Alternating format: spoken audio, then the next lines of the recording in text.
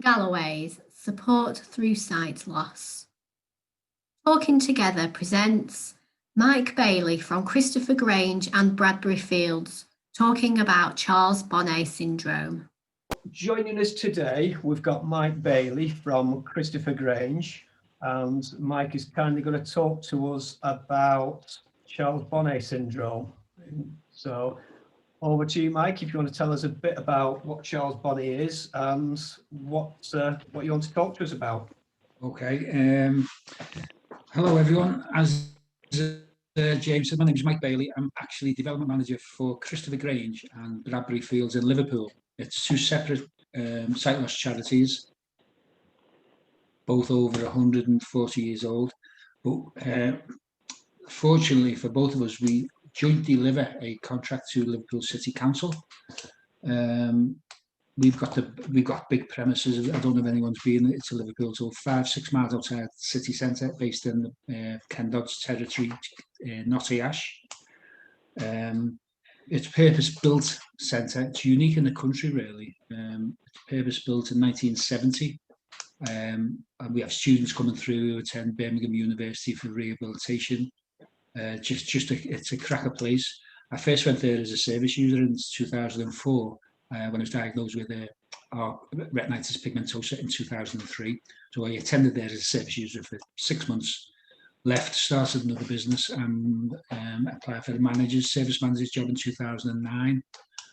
So I've been there about 11 years now, seen a lot of changes, not just in Liverpool and the Grange, but in the sector itself. And that will take us, as Galloway's, and obviously Stuart Clayton, we're also a member of Visionary, and for anyone who doesn't know, Visionary is the umbrella organisation for sight loss charities throughout the country.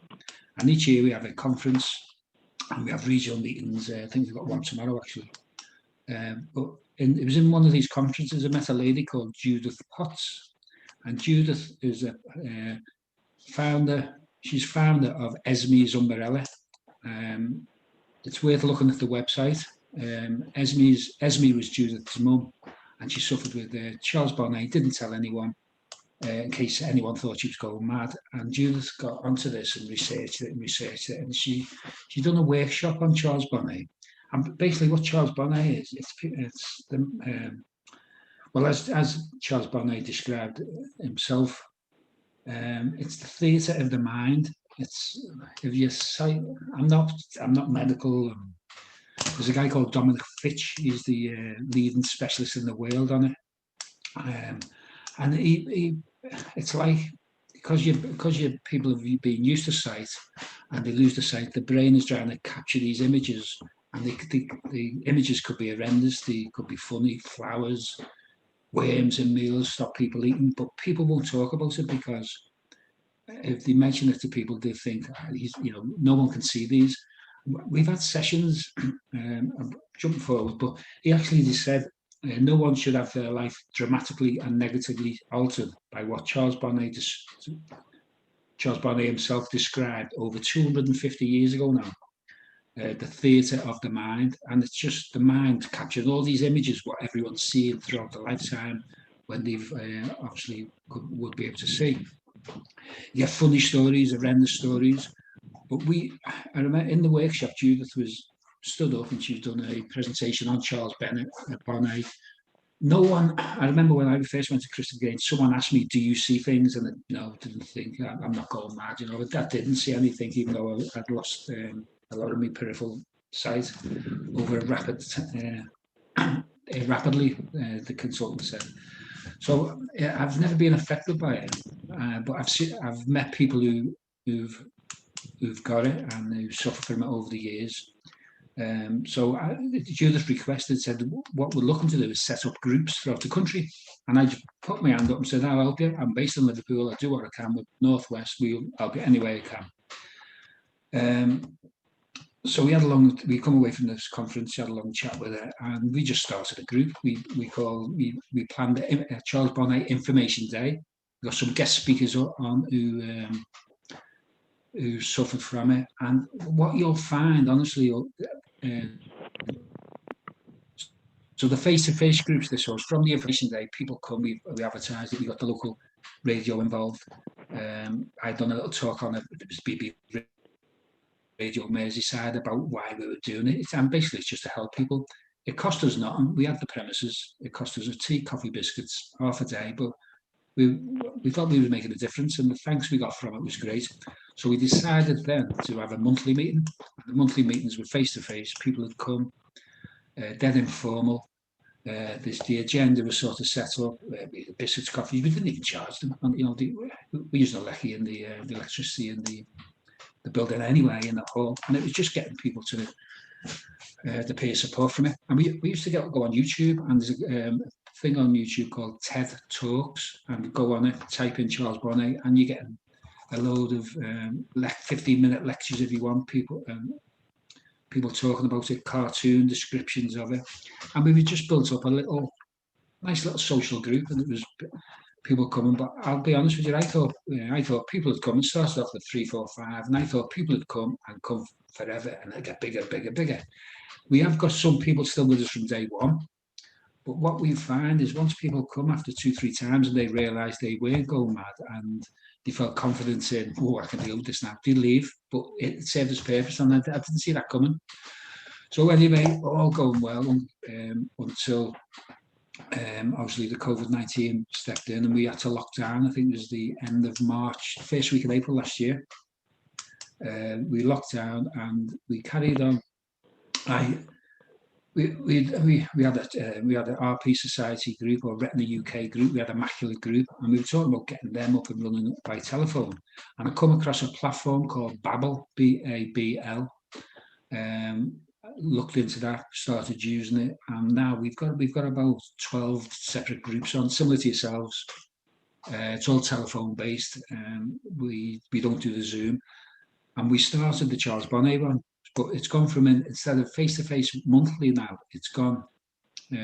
We do it every fortnight.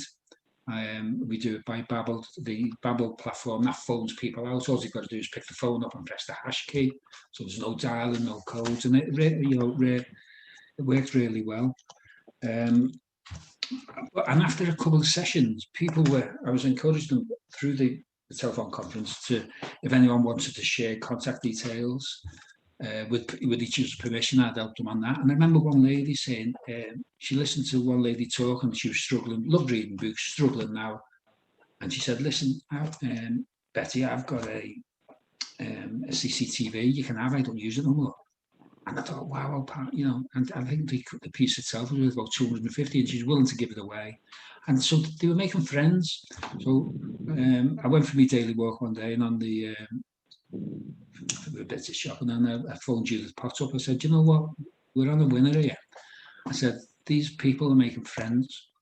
They're all in isolation, and it works. That, you know, told a couple of examples of who was keeping in contact and how to help him. I said, we should call this Esme's Friends, and she went, oh, great idea, Mike. So we called it, and we promoted it as Esme's Friends group, and it's just gone from strength to strength. Prior to us starting the Esme's Friends telephone groups, Judith asked me to do, there was a conference in York about 2 years ago, and it should have been in Liverpool last year, actually. It was 300 years. It's 300 years birthday, if you want, of Charles Bonnet. So they were trying to get something arranged in Liverpool with the Royal Hospital. It was nearly set up, but COVID come in and we'd had to dismantle it. So that is on the cards for hopefully next year. Conference in York, and Judith asked me to Dominic Fitch in there. And there's a lady, Kat De Silva. She's based in Newcastle. She's doing a lot of research. We're helping a lady with research in Manchester University. But it's just gone from strength to strength.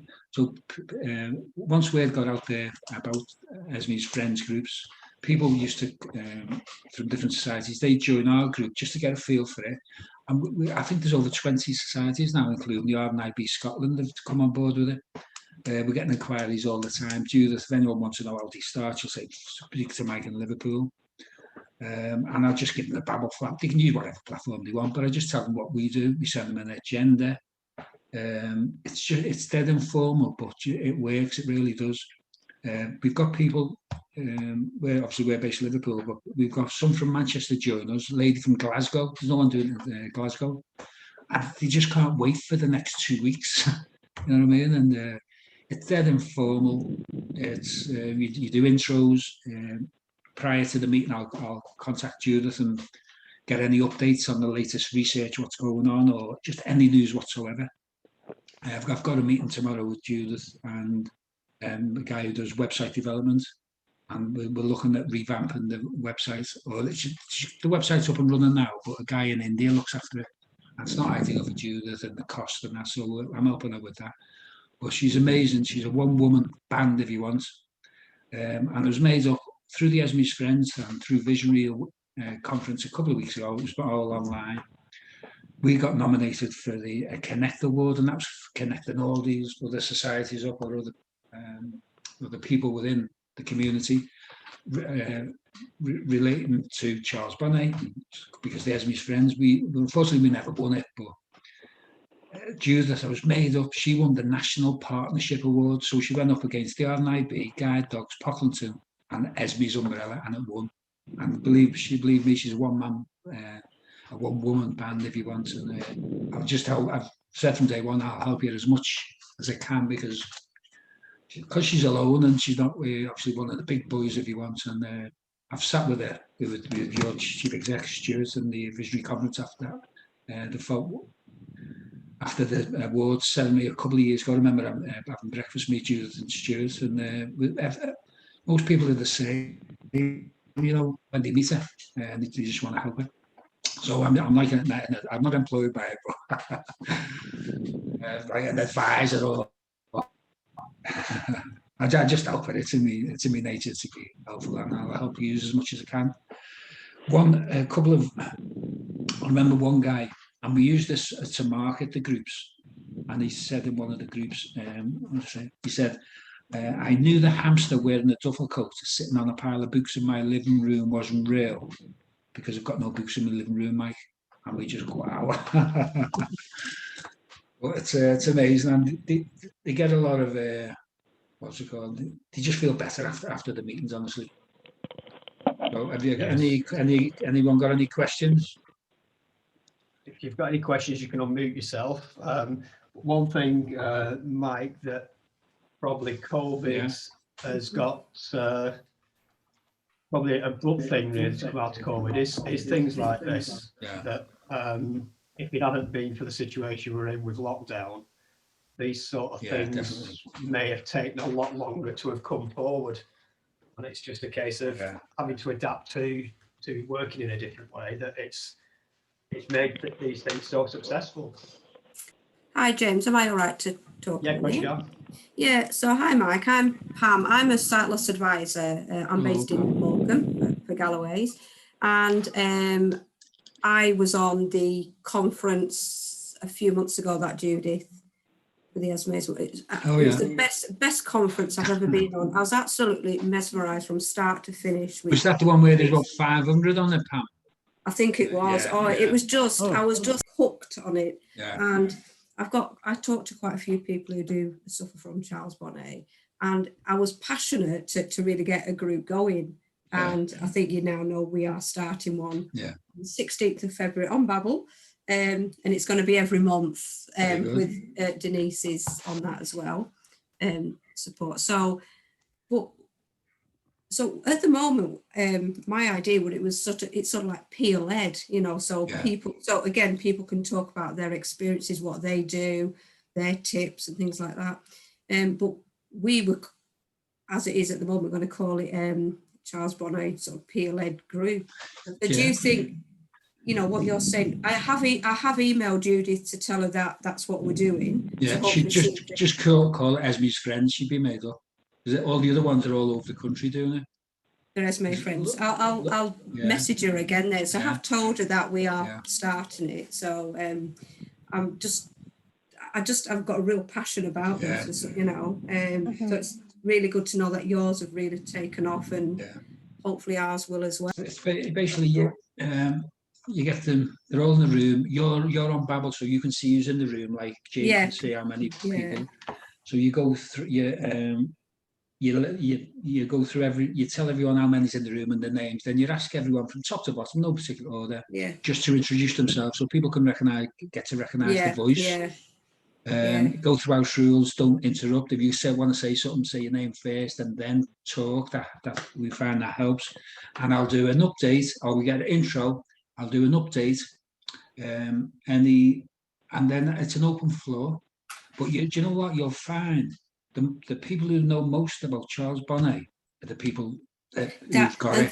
That's why I'm really keen on it being a peer-led group. So I think, you know, I've not got it, so I'm not the one that can talk about it. I can facilitate the group, but I want people to be really honest and open and help each other. Which is. I don't know if you can see this. That's just a folder, and that's just full of all coping strategies, all stuff we've pulled off the internet. Are some booklets there from Macula and RNIB. We can send them out. We've got copies we can send out for anyone joining new. But with the internet now, and everyone's got access to it, or they have a family member of it, it's easier. We don't do a lot of posting. We used to from the centre, but now it's just get on the internet, and we're looking now to develop the website even better. It'll be good. I was doing a lot of research yesterday just to get myself more familiar with everything. So no, it's interesting. And that I wouldn't have thought to have contacted Judith before each one, just for any updates. But what we'll do, we'll start putting updates on the website. Any updates, and it's we'll get a separate caption saying Esme's friends updates, so anyone anytime can just jump on. I will mention that with the website guy actually, so I have a separate section for updates. Okay, thank you. Good luck, Pam. Thank you very much. And Denise, she's going to be on it as well. So hi Pam. Are we using the Galloway's phone number, Pam? Can I just check? Oh it's the Babel, Galloway's Babel number. That's fine. Because I have mentioned it to the new Northwest Macula manager, and she said let her know the date and she will put it out to the groups in the Northwest. So fantastic. I think it's really good. You know, what I like, you know, I'm really keen on organisations really working together. You know, and I think that's really good that you know we can all connect. You know, I think that's so good. Do you know what I'd do as well, Pam? Not your first one, but invite Judith or your second one to give as a guest speaker, and she will. I think she's brilliant. Every time I've emailed her, she's just on the ball, like you say. She's just so good, so passionate. So I'll get in touch with her. On the second one, Mike, we've got a man coming called Edward Bebbington. He's a Macula Society speaker, but he's very, very knowledgeable on Charles Bonnet. I have listened to his talk and he's wonderful. So he said he would come on the second one. So maybe the first one, Pam, if she would be free. I think sorry, it's probably boring for everyone else, so I do apologise. I think my idea is not to have a guest speaker all the time, because then I think you're taking it away from the peer support side of it. I really want people to connect, like you said, make friends. You know, like Mike said, people making friends. And I think if you have a guest speaker all the time, you're taking that away a little bit. So I think every other one or something, you know, and let people have a chance to connect and help each other, you know, the peer side. So absolutely, Judith will get her on. Yeah, definitely. So, I remember when we did it at Preston round the table, one particular meeting, there was 15 people there having tea and biscuits, and they were just chatting away and the time flew. And it was really good to see, you know, and be part of. So in Lancashire it's missing, so it's great that this is happening. No, it's good. And we used to start at 1 and finish at about 3 o'clock. So face to face went on for about 2 hours. But as you say, it did fly, and there was coffee and biscuits getting made and passed around. And the YouTube videos used to take up 15-20 minutes. So we had a bit of a structure. It just broke the ice, not the ice, but it gives it a topic to talk about. Some of the I can stories, though. imagine- Yeah. I can What's that, imagine son? if it was, if somebody was seeing these hallucinations for the first time, I can imagine it being quite scary until they Yeah. realise what it is that's happening. Yeah. And then I think it could go from being quite scary to pretty funny. Yeah. Like you said, the guy that you just mentioned there about the hamster, and said, well, no, it's not real because there's no beach in my front room. So, but, And it's right there, James. It does, you know, it's not funny, but you've got to have that bit of humour in there somewhere, and it comes out. We had one lady, and she quite elderly, and she can't do anything of a day because she's getting interrupted all the time by 50 people from the circus all in a house, all doing things, and they come on, join in, and she said I just can't get anything done. So my daughter even took me out and in the car, and the car in front, they were in, all the people from the circus were in the car in front saying, come with us. So this guy, Brian, said, I know what to do. The lady's name, Pauline. Why don't you invite them to ours? And when you're leaving yours, you go back in and let all them come, but let them see the invite. Just to give you that break. But but you know what, Pam? It's not just the people with Charles Bonnet, because they're in their own home. They've got their daughter, their mother there, and their support worker care, whatever, and they get respite, or they get something. One, and she's always texting me, and she sent me a lovely text at Christmas saying, "Sorry, we can't make this. We're going out shopping, blah blah." But you don't realise the difference this group has made to me and my mum over the last 6 months, and things like that are worth it. Yeah, I mean, I'm quite, I do really ask people, if they have started seeing, hallucinations, because sometimes that's the first time they've ever been asked.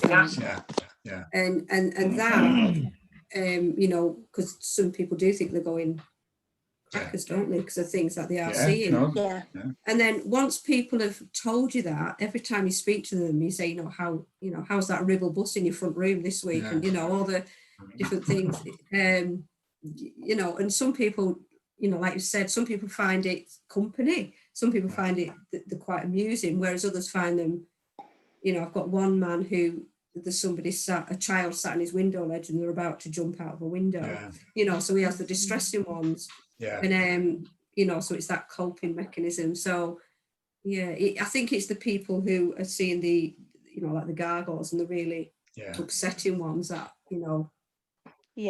there's an awful lot of people hide it, and it's only when they talk to others who are going through it that they open up, and then the stress levels come down, and then the visual hallucinations aren't quite as terrifying, so it is. Is anything being done at consultant level, i.e. if somebody's been told they're going to lose their eyesight, so the consultant said, well, you're going to lose your eyesight, you might get these hallucinations now and again, don't worry about it, there's nothing wrong with you, so they put them at rest as they're diagnosed as losing their eyesight, because it must happen with other eye conditions as well as macular degeneration. Yeah, but what we're fighting for is for it to be included on the CVI form. So when the consultant, good. Just as a tick box, but it's not an actual eye condition. No, that's the thing. You see, not technically an eye condition, is it? Really? And you'll be surprised. I remember our information day. One lady stood up, and her husband was sitting next to her, and she said, "Why has my doctor been prescribing my husband drugs for 20 years to get rid of these hallucinations? It's not. It's Charles Bonnet," and we couldn't answer it. She was going to go back to a GP, and I've made her. Am I right in thinking that Judith's big plan, obviously it's been put on hold a bit with COVID, is to really get the doctors and all the opticians really on board with this? Care homes as well, Pam. Oh yes, you mentioned care homes. I think it'll go. And I think care homes, there's so many people. But there's some opticians and doctors still have never heard about it, because that's why on Esme's Umbrella's paperwork it says take this with you to the doctors and things, so it's I'm so surprised that Dominic Finch, he's fantastic in his work, isn't he, what he's doing? So I'm just I don't know why, I've just got a real passion for it. So Oh, it's brilliant, and I'm not saying it's new. There's a new interest in it now. It's been going for years. No one's talking about it, but it's out there now. yeah, And the that's more, good. and if they get 30 groups all over the country, it's just helping. And you know, since lockdown, the amount of telephone calls to RNIB helpline about Charles Bonnet doubled. You know, it's well through the, I think RNIB and the Macular, the Retina UK, they're hosting the helpline if you want for Charles Bonnet, and the doubled, which isolation is you know, is causing it more. Yeah. You know. It'd be interesting. I'm not sure who's on here. You know, if everyone has heard of Charles Bonnet, who's on the talk today. Sorry, I'm taking over, James. There. You know, just you know, has everyone heard about it? Who's on here today? Yeah, I've heard about it before. I mean, some have turned it into art, haven't they? Some people with Charles Bonnet have turned what they see into paintings or jokes. The group at Southport, actually. On a positive note. Oh, is there? There's a group at Southport, someone just said. There was. I struggled because I was using the Merseylink transport, and it was difficult to time it because it depended how many people were there, if it was on or not. Where was I abandoned it. Where was that? In the Lawrence Payton house? In the yeah. I don't actually have Charles Bonnet, but I do have intense photophobia. Yeah. And I just wonder if there's a connection somewhere. Yeah. I'm just a bit intrigued. Apparently, it's photophobia is very common. Yeah. Again, it's hidden, except for whingers like me, because it does impact on my life a lot. I actually wonder if the reason why you've had a lot more phone calls about it, both yourselves and the RNIB and some local society, is because people have been unable to go out to their local society because of lockdown. Restrictions. I think stress brings it on as well, David, and you know, people locked down. You know, I think. Yeah, you've nowhere to go, have you, Denise? Yeah. You know, so to speak. So are these hallucinations, are they just visual or just visual? There's no sound. Visual, there's no, they never talk. Like you see something talking to you or anything like that. It's purely visual. No, they never talk. Yeah. And we've been sitting in the group and there's eight round the table, we're all talking, and I remember this lady saying, "Yeah, can't you see this lady walking amongst us here in grey, all in grey?" And it was just. There's a lady in the last session. She's going along and her husband's driving, obviously, and there's brick walls are coming up. So imagine being in the car and that you suddenly see a brick wall and you're heading towards it. It's just sad. Yeah, it's yeah. I mean, I've done a lot of research, but you know, I'm going to try. The thing is, working at home, I can't print out as well. I need to do some printing out, but you know, and then I can have things to post out when these monthly ones start. You know, I can have things ready. The coping strategies is good. Thing like flicking the light switch on and off, changing the lighting levels, stepping up, just doing something just to break that your concentration. Yeah. I've sort of been writing it all down. So does it just affect people who have no vision at all, or can it affect anybody with any degree of sight loss? Yeah, well, it can affect anybody. Yeah, they're looking into children now. Most people have, you know, we've all had children having these imaginary friends and all that. I sometimes get it, James, but it's mainly at night. Yeah, right. I see. I can see flowers. I can see daisies. I can see like a checkered lines on my peripheral vision, and sometimes I can see clear text, but I can't read it. You know, when my eyes are closed. Can I ask you? Do you know the plants? Have they got stems, or is it just a plant head? Because a lot of people, they see figures, but they don't see the feet. Just the daisy head. Yeah. And with flowers and trees growing in your rooms. It's always black background and white daisies. Yeah. That's odd. We've got one guy. Green background, you know, because that's what the brain associates with grass, and daisies are in the grass, aren't they? Usually, as a rule. We've got And one it's- guy, and he's had it for 9 years, and up until 3 months ago, he's never ever spoke to or met anyone with it. And him and his wife are just they're overwhelmed. They're in touch with the professor up in Newcastle, and it's to do with, and it was after that speech, Pam, I got them onto that Zoom meeting, and the son is some type of biochemist, and he's looking into some of the drugs they're using, and they've fed it all back to Judith, and they're in touch now with Dominic Fitch, because it's the drugs that end in zone or ozone, and it's all to do with the digestive system. He's on these, and I've never known any of these, never known anyone having so many episodes. This guy right throughout the day, the night, and they're just going on and on. But there's hope there for him. He's willing to. He just feels better talking to people about it, and lovely man.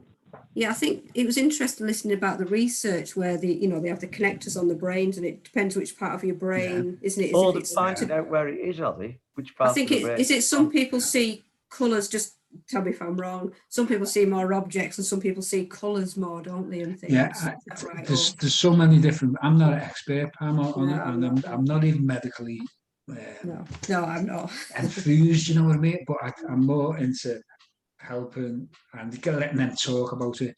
I tell you a good one.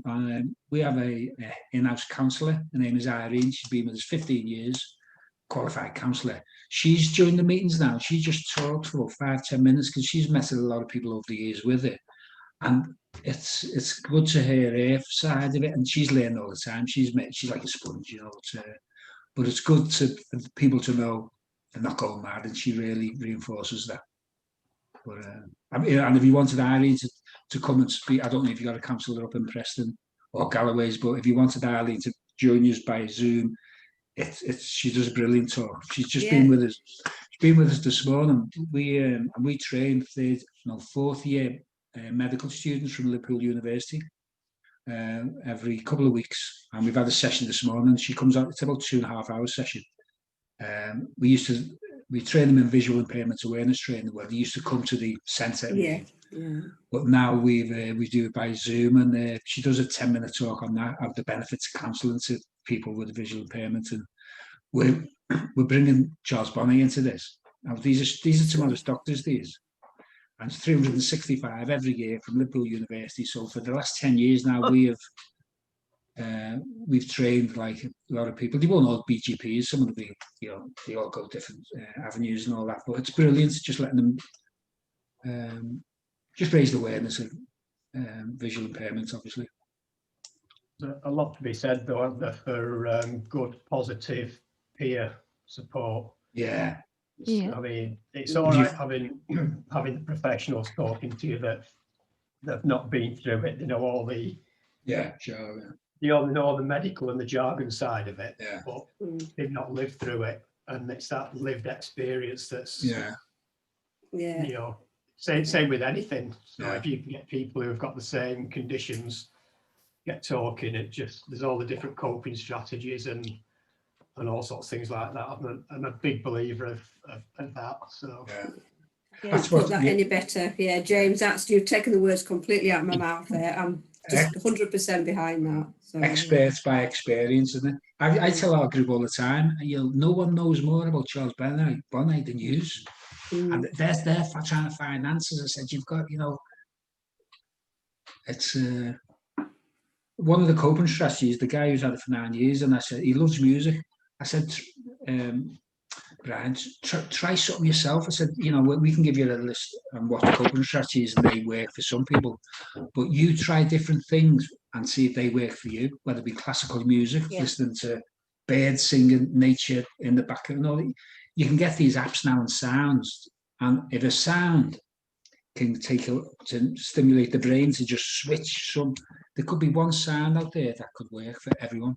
So he's researching, and I was really banging on to him. I said, no, "You're the expert on this, but let's." And he was dead enthusiastic. Right, I'm going to try different things now because Yeah, I guess it's something like if you can train your brain to focus on something else, takes it away from that. Yeah. Concentrating on the hallucinations, doesn't it? So. Yeah. Yeah, audio books are night of my godsend, you know, when I'm in bed. Yeah. Because, if I'm listening to an audio book, I don't get a Charles Bonnet. It's strange. Well, yeah, well, that's a coping strategy. That's good, and I'll share that with them. I suppose one coping strategy will work for one person, but not for another. Is all this being fed in? Are all these coping strategies being fed into the consultants that deal with the brain? Because it might help them find out an eventual treatment, you know, in say 20, 30 years' time. Yeah, well, I think that, as Pam said, that Dominic Fitch, he's the leading guy in the world. We got a phone call. Judith asked me to sit in on a meeting with a PhD student from Tennessee in America. Right. And so he's researching, but there's people over in America that we're linking up together to say, well, if you find anything, and let us know. So it's growing. It's good, isn't it? Yeah. Yeah. Okay, has anybody else got any other questions? I've got one, James. Rob? What time is Andrew's tech talk tomorrow? 3 o'clock. 3. Okay. Brilliant. So it's every Thursday at 3 we have a tech one, and then every Friday at 2 we have a Get Active one where sometimes we have guest speakers, other times it's just people getting together and just chatting about all sorts of different things and making them connections. So, Yeah. but all the Zoom meetings that we do, they all use the same link that you've had for this one. All that we ask is that people don't share that link with people that they don't know. So other than that, it's... Yeah, can I ask you, do you know the tech one tomorrow then? Is that just Galloway's own one locally? Yeah. So we've got the national one we're involved with. It's not that one then. It's our Galloway's Tech Talk at 3, and Andrew always has a guest speaker on it. So yeah, he's had all sorts of speakers from Be My Eyes, Orcam. He had Sam on from America with Sam the Blind Life YouTube. Yeah. So there's all sorts of different speakers he's had on it. Microsoft, Amazon, yes. RNIB. Really well. So yeah, there's the whole range of different tech things that he has lined up for it. So am I all right just to say that? So we've got the new, we might have to rename it, but the Charles Bonnet Peer Support Group started on the 16th of February, and it's on the Tuesday at 11, and then it's every month, that's right, isn't it, Denise? Yeah. Every third Thursday at 11 a.m. and that's on the Babel. But that is open. To me, that's for anyone, not just Galloway's, so that can be shared. Okay, I'd just like to say thank you to Mike for joining us again. Thank you. Like I say, it has been recorded, so we'll put that out. If anybody wants to watch it again, it'll be on our YouTube, which is Galloway's Blind. Again, Mike, once it's gone on there, if you want to share that link with anybody. Yeah, brilliant. Well, good luck, Pam and Denise. Good luck. Thank you. Thank you very much. And everyone there. Okay. Okay then. Okay. Bye. Thank you. All right. Thanks a lot. Bye. Thank you. Thank you. Bye. Bye.